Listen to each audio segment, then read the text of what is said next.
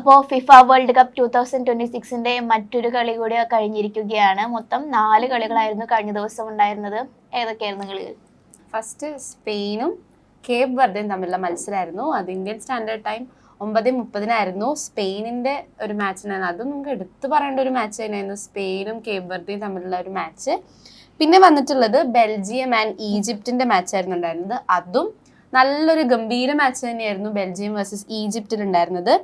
പിന്നെ നടന്നത് Saudi Arabia versus Uruguay, അതാണ് third match. Fourth match Iran versus New Zealand. ഇങ്ങനെ 4 മാച്ചുകളായിരുന്നു ഇന്നലത്തെ ദിവസം നടന്നത്. അതിൽ നമുക്ക് എടുത്തു പറയുന്നത് സ്പെയിന്റെയും കേപ്പ് വെർഡയുടെയും മാച്ചാണ് അല്ലേ? അതെ, കഴിഞ്ഞ ദിവസത്തെ കളികൾ നോക്കുകയാണെന്നുണ്ടെങ്കിൽ എല്ലാം പിരിഞ്ഞിരിക്കുന്നത് സമനിലയിലാണ്. ഒരു സമനില ദിവസം കൂടിയായിരുന്നു കഴിഞ്ഞ ദിവസം. അപ്പൊ നമുക്ക് കടക്കാല്ലേ?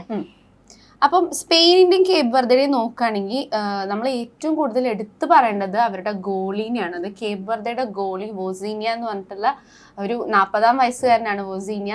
അത്രയും എന്താ പറയുക, 23 ഷോട്ടോളം അടിച്ചിട്ടുണ്ടായിരുന്നു സ്പെയിൻ. അവരുടെ ഈ ഗോൾ പോസ്റ്റിലേക്ക് 23 ഷോട്ടും സേവ് ആയിരുന്നു എന്നുള്ളതാണ്. അതായത് പാസ്സൊക്കെ വളരെ നല്ലതായിരുന്നെങ്കിലും ഷോട്ട് പോകുമ്പോൾ ഭയങ്കര വീക്ക് ഷോട്ടും, ഇനിയിപ്പോൾ നല്ല ഷോട്ട് കൊടുത്താലും അത് വോസീനിയെ പിടിക്കുന്ന ഒരു അവസ്ഥയായിരുന്നു ഉണ്ടായിരുന്നത്. മറിച്ച് ഈ കേപ്പ് വെർഡെ അറ്റാക്കിങ്ങിൽ കോൺസെൻട്രേറ്റ് ചെയ്യാണ്ട് ഡിഫൻസിലായിരുന്നു കൂടുതൽ കോൺസെൻട്രേറ്റ് ചെയ്തത്. അറ്റാക്കിലോട്ട് അങ്ങനെ ആകെ 3 ഷോട്ട് മാത്രമാണ് കേപ്പ് വെർഡയുടെ ഭാഗത്ത് നിന്ന് ഉണ്ടായിരുന്നത്. എന്നാൽ സ്പെയിനിന്റെ ഭാഗത്ത് നിന്ന് 23 ഷോട്ടും അതിൽ 23 സേവ് തന്നെയായിരുന്നു. ഫിഫ വേൾഡ് കപ്പിൽ സ്പെയിൻ എന്ന് പറയുന്ന ഒരു ടീം എത്രത്തോളം ഉയർന്നു നിൽക്കുന്ന ഒരു ടീമാണെന്നും കൂടി ആലോചിക്കണം. കേപ്പ് വെർഡെ എടുത്ത് നോക്കുകയാണെന്നുണ്ടെങ്കിൽ അവർ ഫസ്റ്റ് വേൾഡ് കപ്പാണ് കളിക്കുന്നത്. ആ ഒരു മാച്ചിലാണ് സ്പെയിനിനെ തളച്ചിട്ടിരിക്കുന്നത്. സമനിലയിൽ ഒരു ഗോൾ പോലും അടിക്കാൻ അവർക്ക് കഴിഞ്ഞിട്ടില്ല എന്നുള്ളതാണ്. അതെ, ഒരുപാട് ലീഗ് പ്ലേയേഴ്സ് ഉള്ള ഒരു ടീം കൂടിയാണ് സ്പെയിൻ. എന്നിട്ട് പോലും ഫസ്റ്റ് ആദ്യമായിട്ട് വേൾഡ് കപ്പിലേക്ക് ഇറങ്ങുന്ന കേപ്പ് വെർഡ ഈ സ്പെയിനിനെ ഇങ്ങനെ തളച്ചിടാൻ പറ്റിയെന്ന് പറയുന്നത് തന്നെ ഭയങ്കര വലിയ കാര്യമാണ്. അപ്പം നമ്മൾ ഈ ഇടയായിട്ട് കണ്ടുവരുന്നത് നല്ല ഫേമസ് ആയിട്ടുള്ള നല്ല അടിപൊളിയായിട്ട് കളിക്കുന്ന ടീമൊക്കെ സമനിലയായിട്ട് മാറുന്നു. അതും ജർമ്മനി മാത്രമാണ് ഇപ്പോൾ ഒന്ന് കയറി നിൽക്കുന്നതാണ്. ഇപ്പം ഇതുവരെയുള്ള ഒരു അനാലിസിസ് നമ്മൾ ചെയ്യുമ്പോൾ മനസ്സിലാവും നല്ല അടിപൊളി ടീമുകളൊക്കെ ഏകദേശം സമനില, അതും ചെറിയ ചെറിയ ടീമായിട്ട് മത്സരിച്ച് അവർ സമനിലയിൽ എത്തുന്നുള്ളത് വലിയൊരു ചർച്ചാ വിഷയം തന്നെ മാറിയിട്ടുണ്ട്. അപ്പം നമ്മുടെ ഈ മത്സരം എടുത്ത് നോക്കുകയാണെന്നുണ്ടെങ്കിൽ സെക്കൻഡ് ഹാഫിൽ ലെമിൻ യമാൽ എത്തിയെങ്കിലും മത്സരത്തിന് പ്രത്യേകിച്ച് ഒരു മാറ്റം ഉണ്ടാക്കാൻ സ്പെയിനിന് കഴിഞ്ഞിട്ടില്ല എന്നുള്ളതാണ് ഏറ്റവും വിഷമിപ്പിക്കുന്ന ഒരു കാര്യം. കാരണം വേൾഡ് കപ്പിൽ ഏറ്റവും സ്കോറുകൾ നേടുന്ന ഒരു ടീമെന്ന് നമ്മൾ നോക്കിക്കണ്ട ഒരു ടീമും കൂടി ആയിരുന്നു സ്പെയിനിൻ്റേത്. പിന്നെ പറയുകയാണെന്നുണ്ടെങ്കിൽ ഒയർസബാലിൻ്റെ മോശം പ്രകടനം വളരെ എടുത്തു പറഞ്ഞ ഒരു കാര്യം കൂടിയായിരുന്നു. പെഡ്രി അടക്കമുള്ള മധ്യനിരയ്ക്ക് താളം കണ്ടെത്താൻ സഹായിക്കുന്ന ഒരുപാട് പേര് വന്നെങ്കിലും ഒന്നും കഴിഞ്ഞില്ല എന്നുള്ളതാണ് ഏറ്റവും വിഷമിക്കുന്ന ഒരു കാര്യം, പ്രത്യേകിച്ച് സ്പെയിനിനെ സംബന്ധിച്ച്. സ്പെയിൻ ആരാധകർ ഒരുപാട് നിരാശരാക്കിയ ഒരു കളിയും കൂടിയായിരുന്നു ഉണ്ടായിരുന്നത്.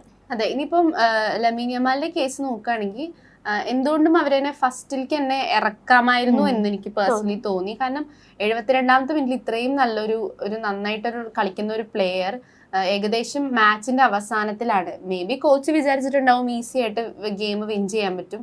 പക്ഷെ ഇവരുടെ ഡിഫൻസ്, കേപ്പ് വെർഡയുടെ ഡിഫൻസ് നമുക്ക് പറയാണ്ടിരിക്കാൻ പറ്റില്ല. എത്ര ഷോട്ട് അടിച്ചാലും ഈവൻ യമാലിന്റെ കാലിന്റെ അടിയിൽ നിന്നൊക്കെ എടുക്കുന്ന ഇതൊക്കെ ഉണ്ട്. അതായത് ഇങ്ങനെ ക്രോസ് ചെയ്ത് പോകുമ്പോൾ എടുക്കുന്ന ഒരുപാട് ബോളുകൾ എടുക്കുന്നപ്പോൾ അപ്പോൾ നമുക്കൊക്കെ അതിശയിച്ച് പോകാനും, ഇത്രയും അടിപൊളിയായി കളിക്കുന്ന ഒരു പ്ലെയറുടെ അടുത്തുനിന്ന് പോലും ഈ കേപ്പ് വെർഡയുടെ ഡിഫൻസ് പറയാണ്ടിരിക്കാൻ പറ്റില്ല. അപ്പം അതൊക്കെയാണ് സ്പെയിൻ വേഴ്സസ് നമ്മുടെ കേപ്പ് വെർഡയുടെ ഒരു ടോട്ടൽ അനാലിസിസ് പറയുകയാണെങ്കിൽ എന്തുകൊണ്ടും സ്പെയിനെ നോക്കുകയാണെങ്കിൽ ഒരു പരാജയം തന്നെയാണ്. ഫസ്റ്റ് വേൾഡ് കപ്പിൽ കളിക്കുന്ന കേപ്പ് വെർഡെ ആയിട്ട് ഇങ്ങനെ ഒരു പരാജയം അത് ശരിക്കും പറയേണ്ട ഒരു ഇത് തന്നെയാണ്. പിന്നെ അടുത്തത് നോക്കുകയാണെന്നുണ്ടെങ്കിൽ സൗദിയും ഉറുഗയും തമ്മിലുള്ള മാച്ചാണ്. അതും സമനിലയിലായിരുന്നു പിരിഞ്ഞുണ്ടായത്. 1-1 അതിൻ്റെ സ്കോറ്. അപ്പോൾ അവരെ നോക്കുകയാണെന്നുണ്ടെങ്കിൽ മുൻ ലോകകപ്പിൽ ചാമ്പ്യന്മാരായ ലാറ്റിൻ അമേരിക്കൻ്റെ കരുത്തുമായി വന്ന ടീം കൂടിയായിരുന്നു അവർ. അവരെ സമനിലയിൽ തളച്ചു എന്ന് പറയുമ്പോൾ അത് ശരിക്കും എടുത്തു പറയേണ്ട ഒരു കാര്യം കൂടി തന്നെയാണല്ലേ? അതെ, അപ്പം എന്തായാലും സൗദി അറേബ്യയും ഉറുഗയും തമ്മിലുള്ള ആ ഒരു മാച്ച് അത്ര ഒരു ഗംഭീര മാച്ച് പറയാൻ പറ്റില്ല. എന്നാൽ പോലും നല്ല രീതിയിൽ അവര് കൊണ്ടുപോയിട്ടുണ്ട്. അപ്പം Saudi Arabia versus Uruguay match നോക്കുകയാണെങ്കിൽ അബ്ദുലല്ല അൽ അമ്രിയാണ് സൗദിക്ക് വേണ്ടിയിട്ട് ഒരു ഗോൾ നേടിക്കൊടുക്കുന്നത്. പിന്നെ നമ്മുടെ ഉറുഗേക്ക് നേടിക്കൊടുക്കുന്നത് മാക്സിമെല്ലോ എന്ന് പറയുന്ന ഒരു പ്ലെയർ ആണ് ഉറുഗേക്ക് ഒരു പോയിന്റ് കൊടുത്തത്. അതൊരു ഡ്രോ മാച്ചായിട്ട് മാറുന്നത്. അപ്പം അതൊരു നോർമൽ മാച്ച് തന്നെയായിരുന്നു. പിന്നെ ഇതിന് മുമ്പേ നടന്നത് സൗദി അറേബ്യ വേഴ്സസ് ഉറുഗേക്ക് മുമ്പേ നടന്നൊരു മാച്ചായിരുന്നു one of the best teams ആയിട്ടുള്ള ബെൽജിയം വേഴ്സസ് ഈജിപ്തിന്റെ മാച്ച്. അതിൽ നമുക്ക് ഒരുപാട് നല്ല പ്ലേയേഴ്സ് ഉണ്ട്, ബെൽജിയത്തിലായാലും ഈജിപ്തിലായാലും. ഇപ്പം ഈജിപ്തിൽ പറയുകയാണെങ്കിൽ മുഹമ്മദ് സാല ആ ഒരു നല്ലൊരു അടിപൊളി പ്ലെയർ ആണ്. അപ്പം ഈജിപ്തിന്റെയും ബെൽജിയത്തിന്റെയും നോക്കുകയാണെങ്കിൽ അതും ഒരു സമനിലയിൽ തളച്ചു എന്നുള്ളത് തന്നെ പറയേണ്ടി വരും. ബെൽജിയം ഒക്കെ നമ്മൾ നോക്കിക്കൊണ്ടിരിക്കുന്ന അല്ലെങ്കിൽ നല്ലൊരു സ്കോറ് കിട്ടാൻ സാധ്യതയുള്ള ഒരു ടീമാണ് ബെൽജിയം. അവരെ പോലും സമനിലയിൽ തളയ്ക്കാനുണ്ടായത്. അതായത് ഗ്രൂപ്പ് ജിയിലെ ആദ്യ മത്സരം കൂടിയായിരുന്നു അത്. എല്ലാവരും ഏറെ ഉറ്റുനോക്കിയ ഒരു മത്സരം കൂടിയാണ്. 19ാം മിനിറ്റിലാണ് മുഹമ്മദ് സാലയുടെ പക്കൽ നിന്ന് ലഭിച്ച ഒരു പാസ് ഷോട്ട്. ആ പാസ് ഷോട്ട് വിനിയോഗിച്ചാണ് ഇമാം അഷൂർ ആണ് ഫസ്റ്റ് ഷോട്ട് അവർക്ക് വേണ്ടി അടിക്കുന്നത്. അത് മുഹമ്മദ് സാലയുടെ അടുത്ത് നോക്കുകയാണെന്നുണ്ടെങ്കിൽ one of the best player തന്നെ നമുക്ക് എടുത്തു പറയേണ്ട ഒരാളാണ്. ആളുടെ പാസിൽ കൂടിയാണ് ഫസ്റ്റ് അവർക്കൊരു സമനില പിടിച്ചു നിൽക്കാൻ തന്നെ പറ്റുന്നത്. പിന്നെ ആദ്യ പകുതി എടുത്ത് നോക്കുകയാണെന്നുണ്ടെങ്കിൽ ഉടനീളം കൗണ്ടർ അറ്റാക്കുകളുടെ ഒരു സമയം കൂടിയായിരുന്നു ഫസ്റ്റ് ഹാഫ് എന്ന് പറയാൻ. കാരണം ബെൽജിയത്തിന് വലിയ രീതിയിൽ ഒരു ഭീഷണി ഉയർത്തിക്കൊണ്ടായിരുന്നു ഈജിപ്ഷ്യൻ പ്ലേയേഴ്സ് ആ ഒരു ഫസ്റ്റ് ഹാഫ് നിറഞ്ഞു നിന്നിരുന്നത് ആ കളിയിൽ മുഴുവനായിട്ട്. പിന്നെ സെക്കൻഡ് ഹാഫ് നോക്കുകയാണെങ്കിൽ ബെൽജിയത്തിന്റെ ഒരു ഗോളായിരുന്നു വന്നത്. അതും 66ാമത്തെ മിനിറ്റിൽ സബ്സ്റ്റിറ്റ്യൂട്ട് ആയിട്ട് വന്ന റൊമെലു ലുക്കാക്കു എന്ന് പറയുന്ന ഒരു പ്ലെയർ ആണ് ബെൽജിയത്തിന് 1 ഗോൾ നേടിക്കൊടുക്കുന്നത്. അങ്ങനെയാണ് ആ ഒരു മാച്ച് ഡ്രോ ആയിട്ട് 1-1 ആയിട്ട് മാറുന്നത്. അത് നോക്കുകയാണെങ്കിൽ ഒരു നല്ല മാച്ച് തന്നെയായിരുന്നു. പക്ഷെ ബെൽജിയത്തിന്റെ പെർഫോമൻസ് അത്ര ഒരു അടിപൊളി ആയിരുന്നോ എന്ന് ചോദിച്ചു കഴിഞ്ഞാൽ എക്സ്പെക്ട് ചെയ്യുന്ന ലെവലിൽ അടിപൊളി ആയിട്ടില്ല എന്ന് വേണം പറയാനായിട്ട്. പിന്നെ അടുത്ത ഒരു മാച്ച് എന്ന് പറയുന്നത് ഇറാനും ന്യൂസിലൻഡ് ആയിരുന്നു. അതും ഒരു സമനില മാച്ച് ആയിരുന്നു. 2-2 ആയിരുന്നു അവരുടെ ഗോൾ റേറ്റ് എന്ന് പറയുന്നത്. ന്യൂസിലാൻഡിന് വേണ്ടിയിട്ട് എൽജിയ ജസ്റ്റ് എന്ന് പറയുന്ന ഒരു പ്ലെയർ ആണ് 2 ഗോൾ ഇരട്ട ഗോൾ അടിച്ചുകൊണ്ടാണ് അവർക്ക് ഫസ്റ്റ് നിൽക്കുന്നത്. ഇറാന് വേണ്ടി റാമിയ റസയാനും മുഹമ്മദ് മൊഹിബിയുമാണ് ബാക്കി 2 ഗോൾ ഇറാന് വേണ്ടി അടിച്ച് സമനില ചെയ്ത്. അങ്ങനെയാണ് 2-2 സമനില അവർക്ക് വരുന്നത്. 7ാം മിനിറ്റിലായിരുന്നു ന്യൂസിലാൻഡിന് വേണ്ടിയിട്ട് ഗോൾ നേടുന്നത്.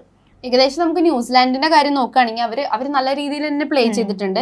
ഏകദേശം 8 ഷോട്ടുകളാണ് ഓൺ ടാർഗറ്റിൽ പോയിട്ടുള്ളത്. 8 ഷോട്ടോളം അവരുടെ ഓൺ ടാർഗറ്റിൽ പോയിട്ടുണ്ട്.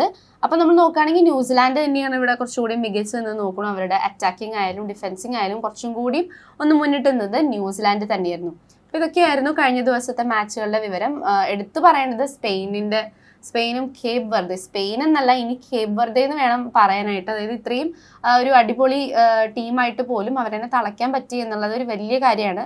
ഈവൻ നമുക്ക് അവരുടെ ആ ഗ്രൗണ്ട്, അതായത് മാച്ച് കഴിഞ്ഞപ്പം ഈ ഗോൾ കീപ്പർ ഉണ്ടല്ലോ വൊസീന ഒരു കരയുന്ന ഒരു കാഴ്ചയാണ് കണ്ടത്. അതായത് ഇത്രയും വലിയൊരു ടീമിനെ അവർക്ക് തളയ്ക്കാൻ പറ്റി. ഇവണ്ടോ അവർക്ക് ഗോളൊന്നും കിട്ടിയിട്ടില്ലെങ്കിലും അങ്ങനെ ഒരു നേട്ടം അവർക്ക് കിട്ടിയല്ലോ എന്ന് ആലോചിച്ചിട്ട് അവർക്ക് ഭയങ്കര സന്തോഷമായിരുന്നു ഉണ്ടായിരുന്നത്. കേപ്പ് വെർഡെനെ എടുത്ത് നോക്കുകയാണെന്നുണ്ടെങ്കിൽ അവരെ ഫസ്റ്റ് ലോകകപ്പ് ആണെന്ന് മനസ്സിലാക്കണം. കാരണം സ്പെയിൻ പോലുള്ള ഒരു ഇതായിട്ടാണ് അവർ ഓപ്പണിംഗ് മാച്ച് നടത്തുന്നത്. അപ്പോൾ ഇത്രയും സമനിലയിൽ അവരൊരു ഗോള് പോലും അവർക്ക് കൊടുക്കാത്ത രീതിയിൽ അവരെ തളച്ചിടണമെന്ന് വെച്ചിട്ടുണ്ടെന്നുണ്ടെങ്കിൽ കേപ്പ് വെർഡെ ഇത്തവണത്തെ ഫുട്ബോൾ ലോകകപ്പിന് ഒരു മുതൽക്കൂട്ട് തന്നെയാകുന്നു ഉറപ്പിച്ച് പറയേണ്ട ഒരു മത്സരം കൂടിയായിരുന്നു കഴിഞ്ഞ ദിവസം കഴിഞ്ഞത്. ഇനി അപ്പോൾ നമുക്ക് അടുത്ത ദിവസത്തെ മാച്ചുകൾ ഇതൊക്കെയാണ് നോക്കാം അല്ലേ.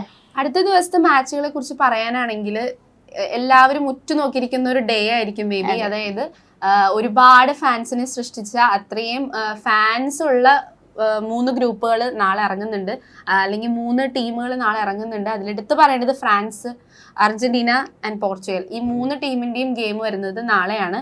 അപ്പൊ ഫസ്റ്റ് വരുന്നത് നാളെ രാത്രി 12:30, അതായത് 12:30 ഫ്രാൻസ് വേഴ്സസ് സെനഗലിന്റെ മാച്ചാണ് ഫസ്റ്റ് വരുന്നത്. അപ്പൊ ഫ്രാൻസിൽ നമുക്ക് എല്ലാവർക്കും അറിയാം ഒരുപാട് നല്ല പ്ലേയേഴ്സ്, എംബാപ്പെ, ഗ്രീസ്മാൻ, അങ്ങനെ ഒരുപാട് നല്ല പ്ലേയേഴ്സ് ഉള്ള ഒരു ടീം കൂടിയാണ് ഫ്രാൻസ്. അപ്പൊ ഫ്രാൻസിന്റെയും സെനഗലിന്റെയും മാച്ചാണ് ഫസ്റ്റ്. സെക്കൻഡ് വരുന്നത് ഇറാഖും നോർവേ ആണ്. അതിൻ്റെ സ്റ്റാൻഡേർഡ് സമയം 3:30 AM ആണ്. നെക്സ്റ്റ് വരുന്നത് അർജന്റീനയും അൾജീരിയയാണ്. സമയം വരുന്നത് 6:30 AM ആണ് നാളെ. അപ്പോൾ അർജന്റീന ഫാൻസ് കാത്തിരിക്കുന്ന ഒരു മത്സരം കൂടിയാണ്. ലോകകപ്പ് തുടങ്ങിയ ഒരു 4-5 ദിവസങ്ങൾ പിന്നിട്ടെങ്കിലും അർജന്റീനയ്ക്ക് വേണ്ടി കാത്തിരിക്കുന്ന ഫാൻസ് നാളെ അലർട്ടായിട്ട് ഇരിക്കേണ്ടതാണ്. നമ്മുടെ മെസ്സി ഇറങ്ങുമോ ഇല്ലയോ എന്നെല്ലാം കാണേണ്ടതാണ്. പിന്നെ അടുത്ത ഏതാ വരുന്നത്? അടുത്തത് വരുന്നത് ഓസ്ട്രിയ വേഴ്സസ് ജോർദാൻ. അതും നല്ലൊരു ടീം തന്നെയാണ് ഓസ്ട്രിയ വേഴ്സസ് ജോർദാൻ. അവരിറങ്ങുന്നത് ഇന്ത്യൻ സ്റ്റാൻഡേർഡ് ടൈം 9:30 അതുപോലെ നാളത്തെ ലാസ്റ്റ് മാച്ച് വന്നിട്ട് പോർച്ചുഗൽ വേഴ്സസ് കോങ്കോ. റൊണാൾഡോയുടെ ടീമായിട്ടുള്ള പോർച്ചുഗലാണ് ഇറങ്ങുന്നത്. അപ്പോൾ Portugal versus Congo Indian standard time 10:30 ഇറങ്ങുന്നത്. അപ്പം വലിയ ഉറക്കം പോവാണ്ട് കാണാൻ പറ്റുന്ന കുറച്ച് മാച്ചസ് ആണ് നാളെ എന്ന് പറയാം. ഫ്രാൻസ് ആയാലും അർജന്റീന ആയാലും പോർച്ചുഗൽ ആയാലും ഏകദേശം നല്ലൊരു ടൈമിലാണ് വന്നിട്ടുള്ളത്. അപ്പം നമുക്ക് നോക്കാം നാളെ എങ്ങനെയായിരിക്കും. ഇനി ഇതുപോലെ തന്നെയായിരിക്കും, ഇപ്പം വലിയ വമ്പൻ ടീമുകളെ തളയ്ക്കുന്ന ഒരു സ്ഥിതിയിലേക്കാണ് ഇപ്പം വേൾഡ് കപ്പിന്റെ കറന്റ് നില പോകുന്നത്. അപ്പൊ ഇനി നാളെ എന്തായിരിക്കും എന്നുള്ളത് നമുക്ക് കണ്ടന്നെ അറിയണം. അപ്പോൾ മെസ്സി ഫാൻസും റൊണാൾഡോ ഫാൻസും ഒക്കെ അലർട്ടായിട്ട് ഇരിക്കുക. നാളെ നിങ്ങളുടെ ദിവസമാണ്. അപ്പോൾ ഉറക്കമൊഴിച്ച് കാണേണ്ട അവസ്ഥയൊന്നുമില്ല. എങ്കിലും നമുക്ക് നോക്കാം എന്താകും നാളത്തെ അവസ്ഥ എന്ന്. ബ്രസീലിന്റെ കളി കഴിഞ്ഞ് നമ്മളെല്ലാവരും കണ്ടതാണ് സമനില. പിന്നെ അടുത്ത ഏറ്റവും കൂടുതൽ വമ്പന്മാർ ഫാൻസ് ഉള്ള ഒരു ടീമാണ് അർജന്റീനയും പോർച്ചുഗലും ഒക്കെ. അപ്പോൾ നാളത്തെ മാച്ചായിട്ട് നമുക്ക് വീണ്ടും കാണാം.